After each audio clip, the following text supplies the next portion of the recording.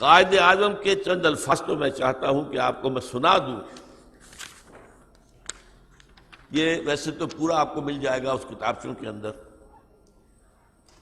T B کے جب مریض تھے اور آخری دن تھے زندگی کے، لاہور سے، میں میڈیکل کالج میں پڑھتا تھا، ہمارے پرنسپل ہوتے تھے الہی بخش صاحب، انہیں بھی بلایا گیا تھا علاج کے لیے. اور جو ٹی بی کے امراض کے اسپیشلسٹ تھے پروفیسر ریاض علی شاہ، انہوں نے پھر ایک اپنے انٹرویو کے اندر بتایا کہ اس وقت کے حالات کیا تھے. حالت یہ تھی اتنے کمزور کہ ذرا دو چار جملے بولتے تھے تو سانس پھڑ جاتا تھا. تو ہم نے پابندی لگا رکھی تھی کہ آپ گفتگو نہ کریں. ہم پاس ہی بیٹھے تھے، کوئی نئی دوا ہم نے شروع کی تھی تو ہم اس کے اثرات دیکھ رہے تھے.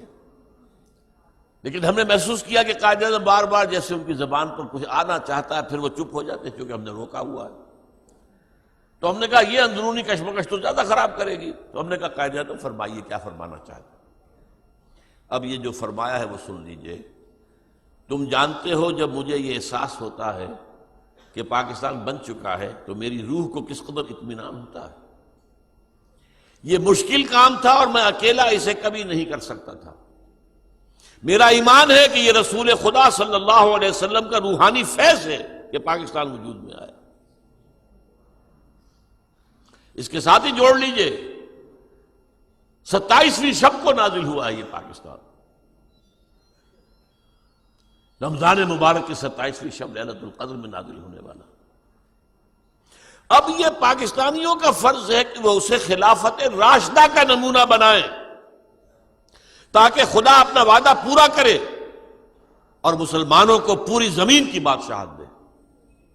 میں حیران ہوتا ہوں کہ قائد اعظم کے علم میں وہ احادیث تھیں جن میں حضور نے خبر دی ہے کہ قیامت سے قبل پوری دنیا میں اسلام کا نظام قائم ہوگا. یہ حضرت ثوبان رضی اللہ تعالیٰ عنہ سے بھی حدیث ہے، صحیح مسلم میں ہے. حضور نے فرمایا ان اللہ زوالی الارض، اللہ نے میرے لیے ساری زمین کو لپیٹ دیا. فرأیت مشارقہا و مغاربہا، میں نے اس کے سارے مشرق بھی دیکھ لیے، سارے مغرب بھی دیکھ لیے. وَإِنَّ أُمَّتِي سَيَبْلُغُ مُلْكُهَا مَا زُوِّيَ لِي مِنْهَا، اور میری امت کی حکومت ان تمام علاقوں پر قائم ہو کر رہے گی جو مجھے اللہ نے زمین کو لپیٹ کر دکھا دی.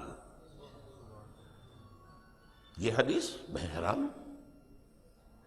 یہ تو اچھے اچھے علماء کے علم میں نہیں ہے.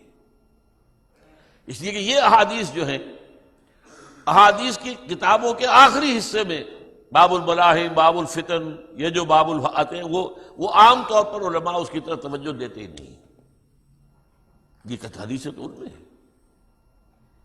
ایک اور حدیث میں مسند احمد ابن حنبل کی ہے حضرت مقداد ابن الاسود سے، لا يبقى على ظهر الارض بیت وبر ولا بدر الا ادخله الله کلمۃ الاسلام.